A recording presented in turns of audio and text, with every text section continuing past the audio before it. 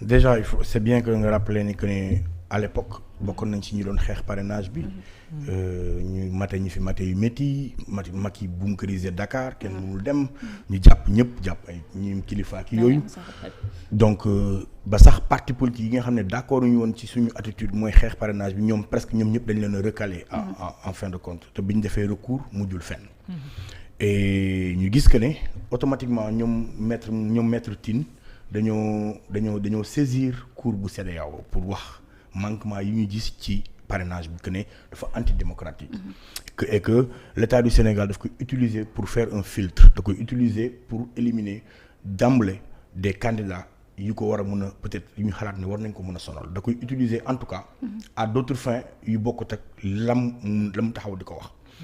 et ñun très tôt on a toujours dit que parrainage ci boppam ñun contruñ ko. parce que parrainage le principe du parrainage bonut. parrainage bi ñu d'accordul mooy bi Macky Sall bëgg a def. parce que xamuñu les modalités xamuñu naka la ak nan la. xamuñu nan la ñuy saytoo signature yi xamuñu kan moo koy saytu. kenn amu ci droit de regard et dès lors le jeu est biaisé. parce que bu fekkente ne parti yi bokk mbir mi. ñoom amuñu droit de regard ca naka la ñuy saytoo. te ñoom parti au pouvoir ñu am ca boobu regard. te ñoom parti au pouvoir bu ñu rappelé woo le ministre Boun Abdallah il avait dit 5 candidats mooy am ci élection yi. tant de pourcentage la ñuy gagné. donc daf ñuy jox dëgg ci ñàkk kóolu bi ñu ñàkkoon a wóolu ce parrainage là. aujourd'hui parce qu'il y avait une décision de justice ñu suspendre ko ñëwul ci élection locale yi. résultat wu élection locale yi moo amené certainement le parti au pouvoir mu ne kon xaaral ma indiwaat parrainage. pour 2 raisons. parce que gis nañ ne ils ont été laminés ci élection locale yi. et que y a eu l'avènement et benn éclosion des indépendants yi dem ci locales yi. ba nga xamante ne ñooñu indépendant ak ñi nekk ci espace public bi nga xam ne ràññeeku nañ ci seen xarañte ràññeeku nañ ci seen bëgg Sénégal ràññeeku nañ ci seen pas-pas ak seen dogu ci réewu Sénégal. et que ñooñu bu ñu xëyee nekk ay candidats Macky Sall dina doon le premier président buy am une assemblée boo xam ne moom daf fay minoritaire. au moins pour 2 ans yi ko dese ci mandat am. donc tous ces calculs là ñoom c'est des politiques ils font ces calculs là. le parrainage du dara lu dul éliminer ay candidats limiter ko à des listes yoo xamante ne ñoom seen ay listes parallèles li ñuy créer comme ni ñu ko gisee ci élection locale yi ils ont créé énormément de listes parallèles peut-être yooyu lañ bëgg a jàllale les listes médiocres listes yi nga xamante ne yooyu la Sénégalais yi am yaakaar ñu fexe leen a bloquer moo tax ñu d'accord ñu ci parrainage bi benn CEDEAO daf ko condamné yow nga ne yaay Macky Sall bu la neexee nga tàccu CEDEAO utiliser yëfu CEDEAO utiliser bannière CEDEAO dem Gambie imposer fa xeex Yaya Jammeh génne ko indi Adama Barrow ñëpp tàccu nga def naka noonu ca Mali mais quand il s'agit de dossier Khalifa Sall nga lànk dossier Karim Wade nga lànk tey dossier parrainage nga lankati. mais ñoom am na lu ñu wax te ñoom nee nañ ay loi yoo xam te ni nga koo tënkee ci suñu constitution tey CEDEAO du am tey taxawaay boo xam te ni dina mën a wañ loxo Sénégal ngir tere ko. moo tax ma ne loolu dafa ànd ak li ñuy woowee ay incohérence pourquoi parce que Sénégal mënul bokk ci ñi xaatim lépp lu CEDEAO d'accord. ñu ne déet na waay Sénégal yu day yónnee sax un magistrat ca biir cour bi CEDEAO yor. donc bu fekkente ne yow. réew moo xam ne nga da ngay xaatim li jógee foofa. ñu ne déet na waaye nga yónni fa un magistrat pour ñuy génne ay décision xanaa kon décision bi CEDEAO génne pour sanctionner Mali. Sénégal kon waru ca woon a ànd. su nekkee ne souveraineté la ñuy wax. ak intérêt Sénégal. kon pourquoi cette histoire du Mali le Sénégal est le pays qui en souffre le plus. le Sénégal est le pays qui en pâtit le plus économiquement ñaata milliards lañ ci perte. socialement lan moo ci dëñ. même économiquement li nga xamante ne compté wuñ ko matériellement parce que duggul peut-être directement ci keesu état mooy dem beeg dikk bi Sénégalais yi dem di jëndi ay karité ay yu demee noonu di dem Malika ñëw. lim ñu yàqal moo ëpp lim ñu defal. et pourtant là ils n'ont pas parlé de souveraineté. quand ça les arrange yenn expression yi si lay génn. est-ce que du CEDEAO sax moom mooy problème bi est-ce que du kooku moom moo faible également parce que mënoo di jël ay ndogal di ko teg ci kaw dëkk ba noppi su lànkee ni du ko def yow doo jël benn sanction ci loolu. mais ñen ñoo ko ŋànk kuréel googu. ñi ko ŋànk la xam nga tey jii Macky dafa waroon wane une image d'un des leaders ci Afrique. en tant que président wu Union africaine. mais en tant que président Union africaine nga refuser soumettre ci décision wu une autre instance. dirigeante de cette Afrique-là, c'est une preuve que fulaaloo les institutions africaines. Il n'y a pas de cohérence. Il n'y a aucune cohérence ci li mu def diplomatiquement c'est condamnable, dafa grave. C'est un acte. L'État du Sénégal est en train de poser un acte grave. Ils sont en train d'être. Nous avons aujourd'hui un État bandit, un État voyou. Parce qu'ils font du banditisme. Celui qui n'est pas conforme à la loi est un hors-la-loi. Nous avons en face de nous un gouvernement de hors-la-loi. Parce que ne pas se soumettre à une loi, une décision bu jógee ci kuréel bi nga xamante ne moo ñu lëkkale ñun ñëpp ci pàcc bi ñu nekkee ci continent bi ça veut dire que yow da nga ko fëlëng mooy maanaam yow topp loo loi et tout ça ça nous permet de poser toutes ces questions-là. Quelle est la pertinence d'avoir là benn CEDEAO? Quelle est la pertinence ñu fay voter suñu budget Assemblée nationale budget militaire di leen ko yóbbu di leen ko jébbal? Quelle est la pertinence ñu fay yónni ay avocats ay députés ay magistrats? Pourquoi ñu fay def loolu yëpp si bu fekkee derrière quand une décision tombe duñ ko respecter? Il y a que 7 pays qui respectent les décisions de la CEDEAO et le dernier pays en date c'est le Togo. Donc bizarrement tu te rends compte que il y a dans cette Afrique-là les pays supposés forts et les pays supposés faibles. Les pays supposés faibles ñoom lépp lu dal seen kaw dañ koy accepter. Les pays supposés forts surtout la Côte d'Ivoire et le Sénégal ñi nga xamante ni ñoom ñooy le mal de l'Afrique francophone. Côte d'Ivoire ak Sénégal ñooy les 2 pays qui perpétuent cette France-Afrique de par nos 2 présidents muy Ouattara ak Macky Sall ñi nga xam ne c'est des sous-préfets de la France. Et ça c'est une humiliation pour le Sénégal. C'est une honte pour le Sénégal. Les Sénégalais ne se retrouvent plus dans cette politique bi nga xamante ne ni moom la suñu leader di def parce que ce n'est pas à l'image du peuple sénégalais. Nous sommes un peuple boo xamante ne dañu gëm suñu bopp dañu gëm suñu xalaat dañuy wax Sénégal first dañu gëm li nga xamante ne ni moom la ñu moom suñu ay àq suñu ay yelleef ñu ko di ko sàmm mais respecter aussi bu keneen mais bu fekkente ne à chaque fois bu dee ay ordre la yu jógee ca tubaab ya yow nga daw xaan-xaani daw quand il s'agit de Charlie Hebdo nga jël sa mouchoir jooy quand il s'agit de sénégalais yu dee ci biir géej gi nangam tu ne fais même pas de post bu dee Kobe Bryant sax nga def post sa Twitter ne Kobe Bryant dee na des sénégalais 14 morts en mars dernier 14 morts 0 coupable non je vous dis nous sommes face à un état voyou bandit qui ne sert absolument à rien du tout bu fonkul askan bi fonkul aussi ay institutions. Babacar sànq yaa ngi wax ci wàllum parrainage bi. dafa mel ni su ma gisee am nga appréciation bu positive ci forme ci forme bi mais fond bi da nga jàpp ne il y a d'autres choses yoo xamante ni réglage la war a mën a nekk.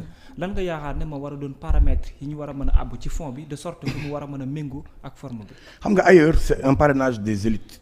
Et élus ñooy def parrainage ailleurs en France par exemple mais ici c'est le peuple donc dans ce qu'on appelle li ñu ko waxee moo waroon gën a nekk lu démocratique parce que boobaa peuple mooy décider sauf que fii la parade qu'il y a Macky veut avoir benn base de données xam kan mooy votel kan ak fan la fort fan la faible c'est ça le truc il y a un calcul derrière ils veulent faire un filtre pour man le filtre le ministère de comment dire de l'intérieur a la possibilité de faire le filtre dès l'obtention du récépissé d'un parti politique foofu la ñu war a defee filtre bi combien de partis politiques il y a au Sénégal non du compliqué xaaral ma ñëw parce qu'il y a combien de partis politiques au Sénégal qui ne vont jamais à des élections bu dul ay coalitions c'est là où on devrait se poser les questions am na parti politique yoo xam ne musuñ dem ci benn élection bu dul dañoo bokk ci biir coalition ces partis politiques là ñooñu la ñu war a poser la question de la pertinence de leur existence loolu la ñu woowee les partis télécentres les partis qui viennent s'adjoindre à un autre parti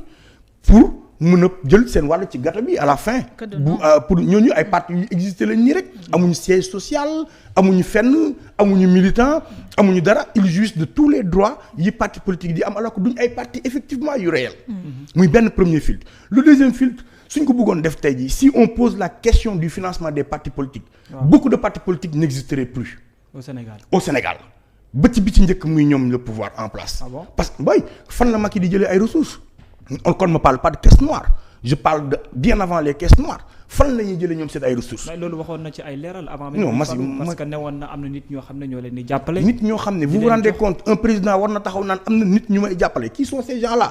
qui est-ce qu'on peut pas appeler ça de main occulte. non mais c'est comme tous les partis politiques. non pas comme tous les partis politiques parce que la majeure partie. je suis désolé partis politiques yi. non yeneen partis politiques yi li ñuy def mooy sous forme de cotisation des aides par-ci par-là. oui mais indi woon problème ak Ousmane Sonko bi. oui mais après xam nga man je li ma gën a bañ sama àdduna mooy qu'on me donne des mauvais exemples. moi par exemple quand il y a quelque chose qui est mauvais qu'on ne me dise pas que pourtant keneen def na ko.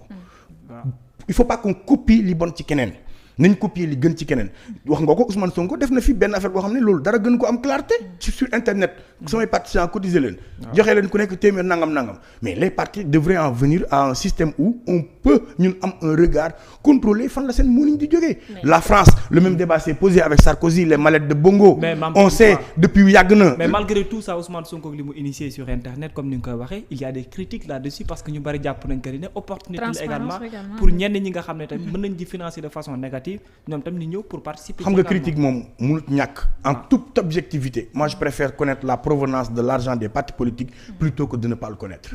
Ça c'est vrai c'est mieux. donc xam nga amul benn décision. amul benn discours amul benn wax bu mën a faire l'unanimité dañuy wax rek pour une majorité li xel nangu la ñuy wax li xel sama xel man li mu nangu mooy bu ma mënee xam fi xaalis parti yi fi ñu jëlee seen xaalis moo ma gënal ma ñàkk ko xam.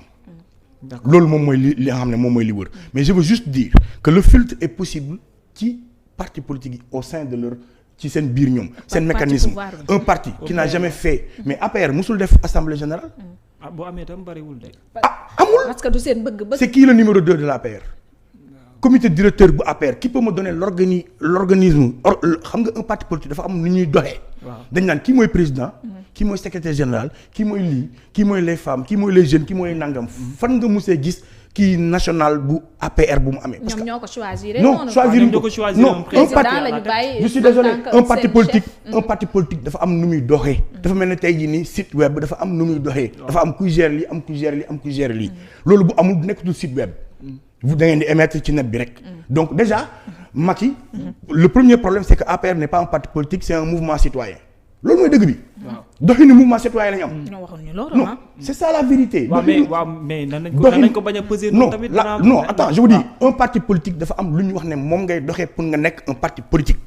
da ngay am organisme bi dañ koy définir comme ni ñu naan association day am président secrétaire général trésorier adjoint commissaire aux comptes. waaw mais ça regroupe des Sénégalais des membres qui achètent même des cartes de membres. mooy li ma la wax association c'est une association. mais ñoom dañuy association non attends qu'on se trompe pas. mais ñoom li ñuy bañ mooy ne pëccëgoo bi am ci yeneen parti lañ doon bañ mu am si ba moom mu yor cëggal guyam. lépp non moom laa la wax dama ne la APR c'est une association à but lucratif.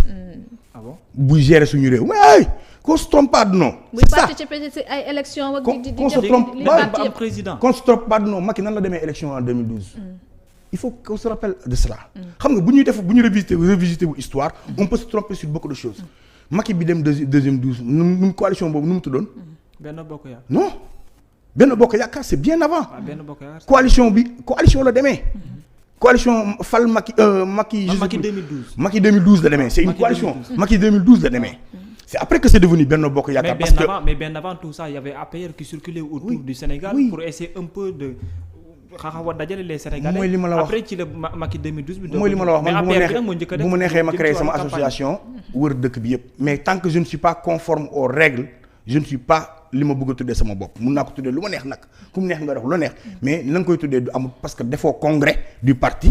où yaa ñu nommer les ñi ñu war a nommer les postes les nangam a nangam. aujourd'hui cette question du dauphinat dans ce parti politique se pose mais regarde les partis classiques aujourd'hui yow nee nañ la PDS diw moo fa nekk kii diw moo fa nekk kee diw moo fa nekk mais fii benn nit moo fi nekk seen njubadi mais dégg naa président Sénat bi moom rek kii am jeex na sax mi ngi fi toog ba tey. waaw d'après Khalifa Sall lu mu wax. mais président Sénat bi dégg naa moom temps am jeex na bu yàgg waroon na dem retraite bu comme yàgg. ci ay instances yu bari gis nañu problème. oui instances yi moom ay ARMP yi sax am na ñoo xam ne ñu ngi. oui mais est-ce que vous pensez que ça c'est normal finalement l'anormal devient normal dans ce pays-là. c'est tout ce qui est anormal est normal dans ce pays-là. et ñun ñëpp on s'accorde à ne rien faire à ne rien dire. est-ce que imposition bi n'a pas sa part de responsabilité tamit. non duñu génn waxtu wa ñu waree génn wala bu ñu demee ba dialogue politique ba ñu ciy waxtaanee les points essentiels que ñu forcer l'État à ce que mu appliquer ko. foofu damay d'accord ak yow ci dialogue politique bi. waroon na fa mën a génn mais dialogue politique bi amutoon mascarade politique moo amoon. dialogue bi n'était pas sérieux n'était pas sincère. ñu def ci suñuy koppar ak lépp. oui xaw ma ñan ñoo ko accepté xaw ma yan parti ñoo fa demoon ñoo ko accepté en tout cas il a réussi à avoir des partis autour duquel de la table ñu toog waxtaanee ay mbir ay pàcc mais si cette ce problème de parrainage revient sur la table ça veut dire que ce dialogue n'a pas été sérieux. Non mais les vraies questions yi ñu war a xeexee ay dem moom laa la wax ma mu ngi ko forale sànq l'opposition parfois ñi génn daje ci mbedd mi di xeex di xëccoo di def fii et pourtant les vraies questions que les Sénégalais attendent de duñ ci taxaw lu ci mel ni wàllum parrainage bi ak yenn discussions yi nga xam ne dañ ko am tey ARMP ay Sénat ay yooyu yëpp seen ay mandat jeex na mais demuñ mais l'opposition n'en parle pas. si nee nga Khalifa Sall wax na ko l'opposition en parle. waaw mais le vrai combat qu'il faut le vrai combat qu'il faut pour qu'il y ait un raménagement duñu ko def. mais nee nga Khalifa Sall en a parlé ça veut dire que l'opposition en a parlé. nee nga l'opposition bi duñu génn duñu xeex mais l'opposition les décisions de Macky Sall leur tombent sur la tête comme nu ñu tombé ñun ñëpp sur la tête. kon ñoom dañuy tombé ci piège boo xamante ne non tombé wuñu ci piège.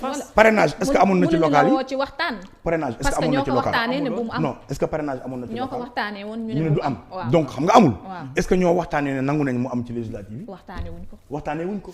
donc kon dafa dal seen kaw. moom laa lay wax c'est que on peut pas accabler l'opposition sur ces décisions yi nga xamante ne dafay dal ci seen kaw Macky il calcule bien son jeu. est-ce que nekkul ñoom tamit bu leen arrangé wul rek la ñuy wax. moom mais xam nga les politiques. on ne peut pas les empêcher de faire de la politique. politicien munoo fexe ba duñ def politique parce que loolu moom mooy seen rôle. maintenant y a yéen les journalistes. y a la société civile. y a d'autres acteurs qui eux bokkuñ boor bi bokkuñu boor bee seen liggéey mooy wala seen li ñu sasoo mooy éclairer la lanterne des Sénégalais sur certaines questions. mais këtt na joon bi duñ ko bàyyi. oui këtt na joon bi Macky moo ñu ko imposer. C'est le pouvoir en place, je dirais même pas le gouvernement, c'est le pouvoir central qui nous l'impose aujourd'hui. Mais imaginez-vous qu'il reste 10 jours pour les listes ligne yi ñu ibbi boobu ba léegi yaa ngi dégg Y'en a marre ñi ngi campagne di wax nit ñi dañ ñu bindu di ci def ay clip di ci def ay affaire déjà samedi bii nii bu ginnaaw suba bi Guédiawaye lañ jëm defaat encore caravane continuer wax ak nit ñi mais li ci gën a graaw mooy ñi ngi ñaan prorogation de 15 jours mais kenn àdduwuñu ci mais tout le monde sait que doyul. tontu guñ ci. tout le monde sait que doyul. li ñu joxe woon ci temps doyul. le 27 et puis ñu bëri yëguñu ko. kenn yëgu ko. li gën a garaaw mooy. jeune bi nga xamante ne tu auras 18 ans le jour des élections war ngaa mën a dem bindu ji mais jeunes yi xamuñ ko. même les militaires yi nga xam ne dañoo libéré. dellu soit nekk ay civils. aujourd'hui ils ont la possibilité daw dem bindu ji pour bokk ci élections yi nii. militaires yi xamuñu ko. tey jii ki nga xamante ne ñi ngi ko jëlee Dakar affecté ko Kédougou. mun na def migration dem changer. dem foofu noonu ne man léegi voté tuma Dakar Kédougou laay voté parce que fii lañ ma affecté changer lieu de vote. Sénégalais yi amuñu information boobu. et pourtant il y a un budget pour cela. et pourtant c'est le rôle de l'État. c'est les mouvements citoyens comme ñun ñoo koy def. donc quel est le rôle de l'État alors. l'État je ne parle pas du gouvernement de Macky mais je parle de l'État. de la structure. quel est le rôle de cette commission bi organiser ay élections. mais benn côté aussi votre rôle dans tout ça parce que gis naa benn position bi nga xam ne am ngeen ko ci wàllum parrainage bi.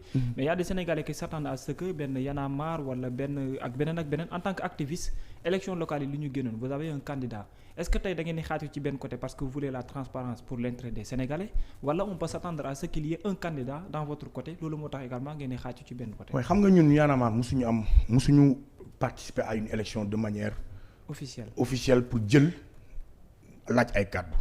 on a vu ñu saluer ko encourager ko Fadel Barro qui fut notre coordinateur pour 2 mandats.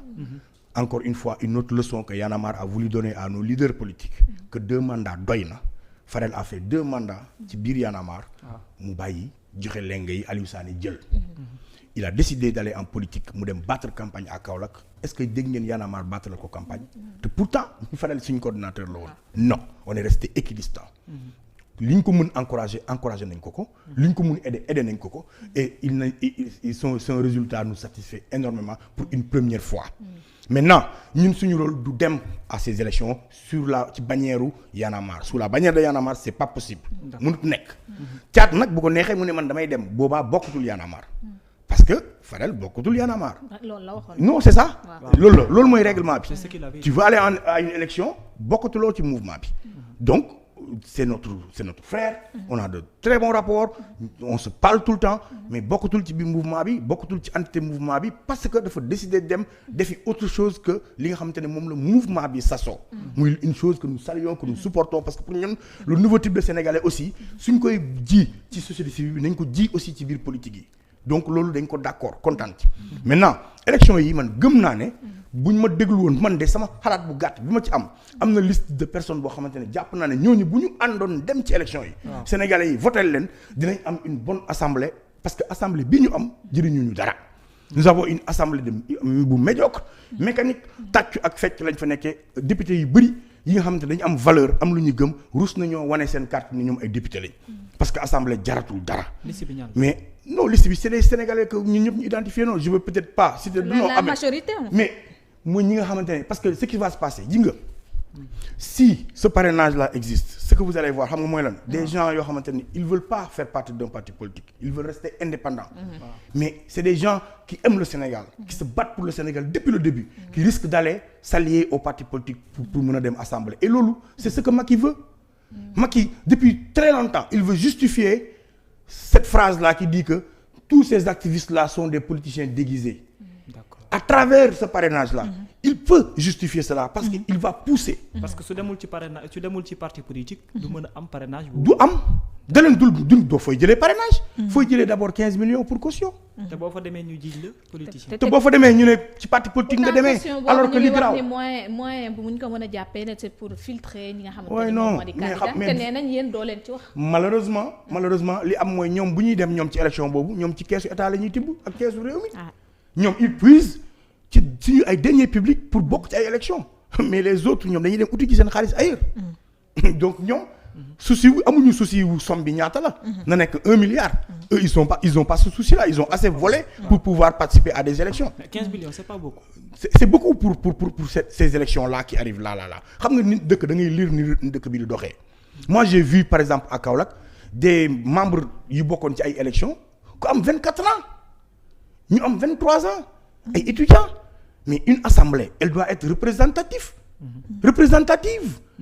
toutes les couches de ce pays doivent se retrouver là-bas tey jii nii quelqu'un qui vient de sortir fraîchement de l'université peut décider dem nekk candidat et que mu mun ñu fa amal njëriñ comme ni ñu ko gisee ci local yi comme ni ñu ko gisee ailleurs comme ni ñu ko gisee fépp mais maintenant aujourd'hui li ma bëgg a wax ko mooy ne aujourd'hui def le parrainage dafay empêcher li nga xamante ne moom moo war a am ëllëg li war a am ëllëg mooy des indépendants vont aller à ces élections là et certainement les Sénégalais vont les voter parce que on les a identifiés te xam nañ ne ñooñu ay kàngam lañ je peux te citer des noms ici ñoo xamante ne kenn mënu ko lam-laamee ne ñii bëgg nañ Sénégal gëm nañ Sénégal te Sénégal moo leen tax a jóg te ñooñu ñëpp leen jox kàddu ku ci nekk ci wàll wa nga féetee te ndaanaan nga fa ci wàll wi nga féetee te yaa ngi xeex boobu léegi Sénégalais yi amul kenn ku mun a lam-laamee sa jub ak sa bëgg dëkk bi mais ñooñu tey suñu demul ci bannière indépendant dañuy obligé dem ànd ak parti politique te bu ñu ànd ak parti politique élection mi ngi ñëw en 2024 si maintenant ñu dem élection bii nii législative ñu Macky nekk minoritaire waaw ñu dem beneen élection ñi nga xamante ne ñoom ci ñooñu la ñu ànd dem coalition ñooñu majoritaire